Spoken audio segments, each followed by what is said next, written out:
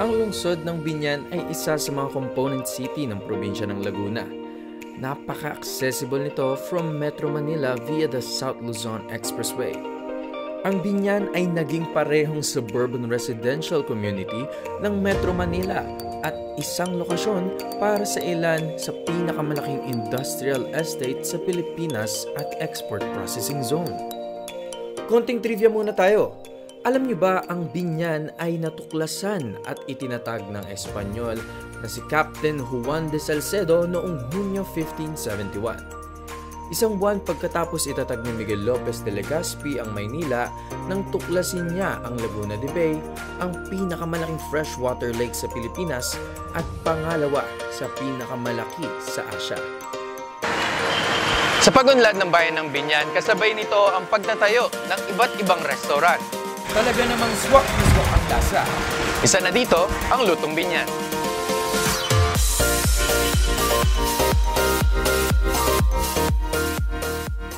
Isang hidden gem sa Laguna na hindi mo dapat palagpasin dahil sa sarap ng pagkaing inihahain.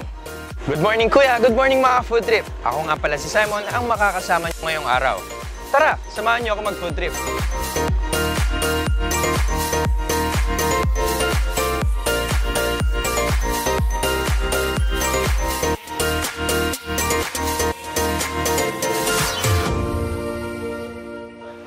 So ayan na nga mga food trip, nilabas na nila ang mga pagkain hinanda nila para sa atin. So ngayon meron tayo ditong sisig, buttered chicken, ang kanilang lechong kawali, at ang kanilang chop suey, asado, at ang kanilang yang chow. At ito naman yung tinatawag nilang spicy chicken wings. At ito naman yung chicken adobo binalot. Okay. Ito yung kare-kare at ang kanilang sinigang.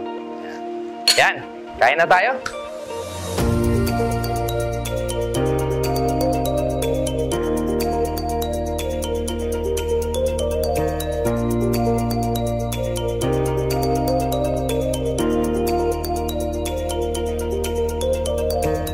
At ito yung mga presyo nila mga ka-food trip. Ang kanilang yang chow ay naghahalagang 90 pesos. Sa ganun kadami ha. Can you believe that? Ngayon, ang asado naman ay 85, ang spicy wings ay 100, ang kare-kare naman ay 150, ang sinigang ay 130, ang chop suey ay 85, ang sisig ay 110, ang adobo na binalot, yung kanina kong kinain, is 75 pesos. And panghuli, ang kanilang lechong kawali na nagkakahalagang 95 pesos lang. Grabe mga food trip, sobrang nakakabusog. As in, sobrang daming serving. Hindi sila nagtipid sa ingredients na ginagamit nila. At sobrang lawak or sobrang napakadaming lasang pwede mong matikman. In this place, tinatawag nilang Lutong Biñan. At dito, makikita natin yung menu nila na kung saan nakalagay yung mga presyo at kung ano pa yung mga pwede nyong ma-order bukod dito sa nakalagay sa lamesa. Mga ka-food trip, ngayon kasama po natin ang owners ng Lutong Biñan at ang kanilang chef. Sige po.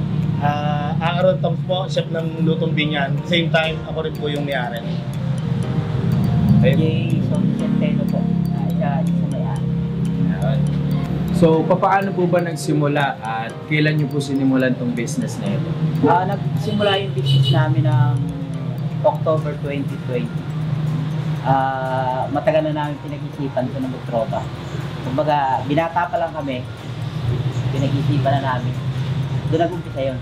Nung nag-umpisa naman siya after 7 years pa na plano namin Nung dumating na yung time na nakakuha kami ngayon ng pwesto, 2020, ginawa na namin yung pagkakataon para kahit pa paano makapagsimula. Kasi nakalipas 7 taon pa yun yung plano namin. Tatlo kami yung may-ari. Ako yung chef, dalawa yung co-owner ko na kumpara din namin. Yung isa wala kasi dito, may trabaho.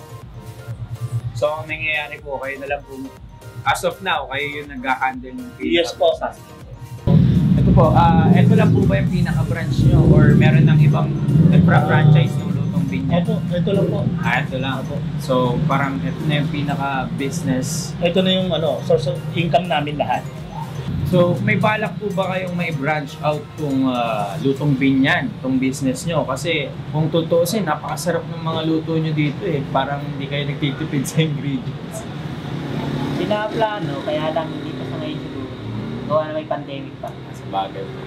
Siguro pagkatapos ng pandemic, Meron po ba kayong mga specialty pa na hindi pa, kumbaga meron pa kayong pinaplano na may dagdag dun sa menu nyo, or as of now, meron kayong parang pinag-i-experimentuhan pa na luto?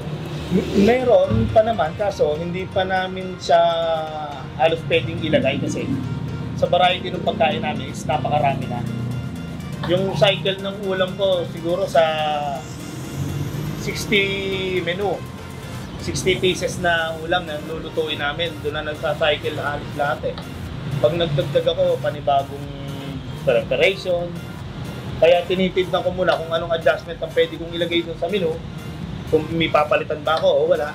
Kung wala naman talaga at mabenta lahat, magdadagdag na lang ako. Doon ko na lang siya idadagdag sa ulit. Ganon.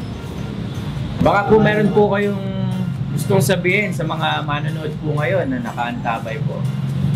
Ano lang naman sa akin, pasasalamat sa mga customer ko, ganon. Hanggat maaari, patuloy kayong kumain.